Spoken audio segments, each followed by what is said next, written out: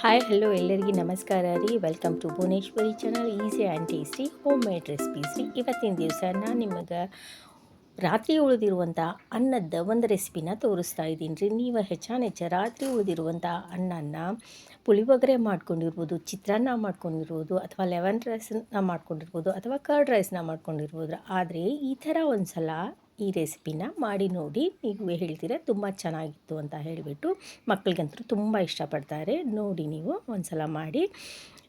ನಾನಿಲ್ಲೇ ಸೌತೆಕಾಯಿನ ತೊಗೊಂಡಿದ್ದೀನಿ ರೀ, ಒಂದು ಉಳ್ಳಾಗಡ್ಡಿನ ತೊಗೊಂಡಿದ್ದೀನಿ, ಒಂದು ಗಜ್ಜರಿನ ತೊಗೊಂಡಿದ್ದೀನಿ ರೀ, ಒಂದು ಟೊಮ್ಯಾಟೊನ ತೊಗೊಂಡಿದ್ದೀನಿ ರೀ, ಹಾಗೆ ಹಸಿಮೆಣ್ಸಿನ್ಕಾಯಿ ಚಟ್ನಿ ರೀ. ಈ ಹಸಿಮೆಣ್ಸಿನ್ಕಾಯಿ ಚಟ್ನಿ ಅಂತೂ ನಮ್ಮ ಉತ್ತರ ಕರ್ನಾಟಕದಲ್ಲಿ ಪ್ರತಿಯೊಬ್ಬರ ಮನೆಯಲ್ಲಿ ಸಿಗುತ್ತೆ ನಿಮಗೆ ನೋಡ್ಬೋದು. ಯಾಕಂದರೆ ಇದನ್ನು ನಾವು ಆಲ್ರೆಡಿ ಇಟ್ಕೊಂಡು ಬಿಟ್ಟಿರ್ತೀವಿ ರೀ ಮಾಡಿ ಒಂದು ವಾರಗಟ್ಟಲೆ.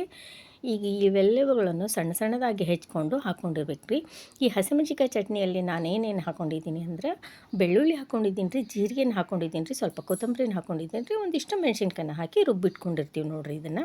ಹಾಗೆ ಈಗ ಸ್ವಲ್ಪ ಅಜ್ವಾನನ್ನು ತೊಗೊಳ್ಳೋಣ್ರಿ. ನಿಮಗೆ ಎಲ್ಲ ಅಳತೆ ಪ್ರಮಾಣಗಳನ್ನು ಹೇಳಬೇಕಂದ್ರೆ ಸ್ಕ್ರೀನ್ ಮೇಲೆ ಆಲ್ರೆಡಿ ನಾನು ಬರೆದು ಹಾಕಿದ್ದೀನಿ, ನೀವು ನೋಡ್ಕೋಬೋದು. ಹಾಗೆ ಸ್ವಲ್ಪ ಅರಿಶಿನ ಹಾಕ್ಕೊಂಡಿದ್ದೀನಿ ರೀ, ಹಾಗೆ ಒಂದು ಸ್ವಲ್ಪ ಜೀರಿಗೆನೂ ತೊಗೊಂಡಿದ್ದೀನಿ ನೋಡಿರಿ. ಜೀರಿಗೆ ಮತ್ತು ಅಜ್ವಾನ ಈ ಥರ ತಿಕ್ಕಿಬಿಟ್ಟು ಹಾಕಿರಿ, ಯಾಕಂದರೆ ಇದ್ರದ್ದು ಪರಿಮಳ ಇನ್ನೂ ಹೆಚ್ಚಾಗುತ್ತೆ ರೀ. ಹಾಗಾಗಿ ಇದೆಲ್ಲ ಆದ ನಂತರ ನಾನು ಇದಕ್ಕೆ ಸ್ವಲ್ಪ ಬೈಂಡಿಂಗ್ಗೋಸ್ಕರ ಅಂತ ಹೇಳಿ ಅಕ್ಕಿ ಹಿಟ್ಟನ್ನು ತೊಗೊಂಡಿದ್ದೀನಿ ನೋಡಿರಿ. ನೀವು ಬೇಕಂದರೆ ಈ ಜಾಗದಲ್ಲಿ ಗೋಧಿ ಹಿಟ್ಟನ್ನು ಸಹ ಬಳಸ್ಕೋಬೋದು ನೋಡಿರಿ. ಆದರೆ ನಾನಿಲ್ಲಿ ಅಕ್ಕಿ ಹಿಟ್ಟನ್ನು ತೊಗೊಂಡಿದ್ದೀನಿ ರೀ. 2 ಟೇಬಲ್ ಸ್ಪೂನ್ ರೀ, ಟೀ ಸ್ಪೂನ್ ಅಲ್ಲ ಟೇಬಲ್ ಸ್ಪೂನ್ ರೀ, ದೊಡ್ಡದಾಗಿರುತ್ತೆ. ನಾನು ತೋರಿಸ್ತೀನಿ ನೋಡಿರಿ ಅದನ್ನು. ಹಾಗೆ ಕಡ್ಲೆ ಹಿಟ್ಟನ್ನು ಸಹ ತೊಗೋಬೇಕ್ರಿ. ಇದನ್ನು ಸಹ ಬೈಂಡಿಂಗ್ಗೋಸ್ಕರ ತೊಗೊಳ್ತಿದ್ದೀನಿ ರೀ. ಆದರೆ ಇದು ಹಾಕೋದ್ರಿಂದ ಇದ್ರದ್ದು ಏನೋ ಸ್ವಲ್ಪ ರುಚಿ ಬೇರೆನೇ ಅನಿಸುತ್ತೆ. ಈಗ ನೋಡಿರಿ ನಾನು ತೋರಿಸಿದ್ದಲ್ಲ ಟೇಬಲ್ ಸ್ಪೂನ್ ಅಂದರೆ ಆ ಥರ ಇರುತ್ತೆ ರೀ. ಈಗ ಇವೆಲ್ಲವುಗಳನ್ನು ಸರಿಯಾಗಿ ಸಾಣಿಸಿ ಹಾಕ್ಕೊಳ್ಳೋಣ ನೋಡಿರಿ. ಈ ಥರ ಜಲ್ಲಡಿಗೆ ಹಿಡಿದು ಹಾಕ್ಕೊಂಡು, ಆಮೇಲೆ ಕರಿಬೇವು ರೀ, ಸಣ್ಣದಾಗಿ ಹೆಚ್ಕೊಂಡಿರುವಂಥ ಕರಿಬೇವು ಹಾಕ್ಕೊಳ್ತಾ ಇದ್ದೀನಿ ರೀ. ಹಾಗೆ ಸಣ್ಣದಾಗಿ ಹೆಚ್ಕೊಂಡಿರುವಂಥ ಕೊತ್ತಂಬರಿನೂ ಹಾಕ್ಕೊಂಡಿದ್ದೀನಿ ರೀ. ನೀವು ಈ ಸಮಯದಲ್ಲಿ ಚಿಲ್ಲಿ ಫ್ಲೇಕ್ಸ್ ಅಂತ ಹೇಳಿಬಿಟ್ಟು ಕೆಂಪು ಮೆಣಸಿನ್ಕಾಯ್ದು ಬೀಜಗಳು ಇರುತ್ತಲ್ಲ ರೀ, ಅವನ್ನೂ ಸಹ ಹಾಕೋಬೋದು ರೀ.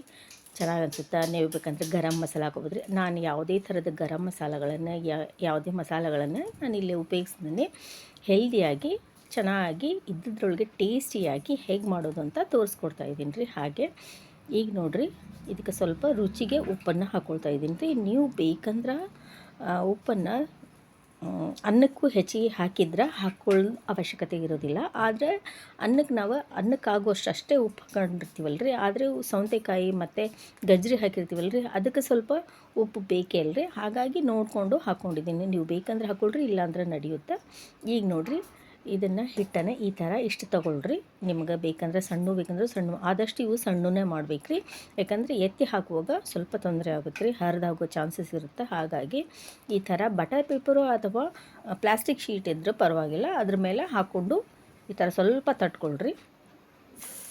ಈಗ ಒಂದು ತೆವೆ ಮೇಲೆ ಸ್ವಲ್ಪ ಎಣ್ಣೆ ಹಚ್ಚಿ ಕಾದ ನಂತರ ಅದಕ್ಕೆ ನಾವು ಮಾಡಿ ಇಟ್ಕೊಂಡಿರುವಂತಹ ಈ ಮಿಶ್ರಣದ ರೊಟ್ಟಿನ ಹಾಕೋಣ ನೋಡಿರಿ. ನೀವು ರೊಟ್ಟಿ ಅನ್ನ್ರಿ ಅಥವಾ ಚಪಾತಿ ಅನ್ನ್ರಿ ಅಥವಾ ದೋಸೆ ಅನ್ನ್ರಿ, ಈ ಥರ ಒಟ್ಟು ರೌಂಡಾಗಿ ಕರಿಯೋಕೆ ಮಾಡಿಕೊಂಡು ಹಾಕ್ಕೊಂಬಿಡ್ರಿ. ನೀವು ಸಣ್ಣದಾಗಿ ಮಾಡಿಕೊಂಡು ಒಂದೇ ತೆವೆ ಮೇಲೆ 3 ಸಹ ಮಾಡಿಕೊಂಡು ಒಂದೇ ಸಲಕ್ಕೆ ಬೇಯಿಸ್ಕೋಬೋದು ರೀ. ಈ ಥರ ಬೇಯಿಸ್ಕೊಳ್ರಿ. ಆದರೆ ಈ ಥರ ಒಂದು ಸಲ ಮಾಡಿ ನೋಡಿರಿ, ನೀವೇ ಹೇಳ್ತೀರ ತುಂಬ ಚೆನ್ನಾಗಿರುತ್ತೆ ಅಂತ ಹೇಳಿಬಿಟ್ಟು. ಈ ವಿಡಿಯೋ ನಿಮ್ಗೆ ಇಷ್ಟ ಆಗಿತ್ತಂದ್ರೆ ಲೈಕ್ ಮಾಡಿರಿ, ಶೇರ್ ಮಾಡಿರಿ, ಕಮೆಂಟ್ ಮಾಡಿರಿ, ಸಬ್ಸ್ಕ್ರೈಬ್ ಮಾಡ್ಕೊಳ್ರಿ. ಈಗ ನೋಡಿರಿ ನಮ್ದಿದು ಒಂದನೇದು ರೆಡಿ ಆಯಿತು. ಈಗ ಎರಡನೇದು ನಾನು ಹೇಳಿದ್ನಲ್ರಿ ಸಣ್ಣದಾಗಿ, ಈ ಥರನೂ ಸಣ್ಣದಾಗಿನೂ ಮಾಡಿಕೊಂಡು ಹಾಕ್ಕೋಬೋದು ನೋಡಿರಿ. ಯಾಕಂದರೆ ತಿರುಗಿಸ್ಲಿಕ್ಕೆ ಸ್ವಲ್ಪ ಕಷ್ಟ ಆಗುತ್ತಂದರೆ ಕಟ್ಟಾಗುತ್ತೆ ರೀ. ಹಾಗಾಗಿ ಈಗ ನೋಡಿರಿ ಇದು ಸಹ ಸ್ವಲ್ಪ ಎಣ್ಣೆ ಹಾಕಿ ಸುತ್ತ ಚೆನ್ನಾಗಿ ಬೇಯಿಸ್ಕೊಳ್ರಿ. ಬೇಯಿಸ್ಕೊಳ್ಳೋದು ಮಾತ್ರ ಸಣ್ಣ ಮೀಡಿಯಮ್ ಉರಿಯಲ್ಲೇ ಇಟ್ಕೊಂಡು ಬೇಯಿಸ್ಕೊಳ್ರಿ. ಅತಿ ಜೋರಾಗಿ ಬೇಯಿಸ್ಲಿಕ್ಕೆ ಹೋಗಬೇಡ್ರಿ. ಜೋರಾಗಿ ಬೇಯಿಸಿದ್ರೆ ಕೆಳಗೆ ಮೇಲೆ ಅಷ್ಟೇ ಬೇಯುತ್ತೆ ರೀ, ಹೊರತಾಗಿ ಒಳಗಡೆ ಸಹ ಬೇಯೋದಿಲ್ಲ ರೀ ಸರಿಯಾಗಿ. ಒಳಗಡೆ ಸಹ ಬೇಯಬೇಕಂದ್ರೆ ಸಣ್ಣದಾಗಿ ಮೀಡಿಯಮ್ ಉರಿಯಲ್ಲೇ ಇಟ್ಕೊಂಡು ಬೇಯಿಸ್ಕೊಳ್ರಿ.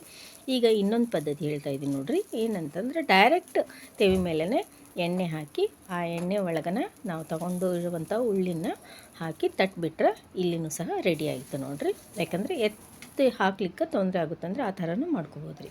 ಈಗ ನೋಡಿರಿ ನಮ್ಮದು ರೆಡಿ ಆಯಿತು. ಏನಿಲ್ಲ ಅಂದರೂ 5-6 ರೆಡಿಯಾಗಿದ್ದು ರೀ. ನಮ್ಮದು ಮಾಡ್ತಾನೆ ತಿಂದೋದ್ವಿ. ಹಾಗಾಗಿ ತುಂಬ ಟೇಸ್ಟಿಯಾಗಿತ್ತು ರೀ.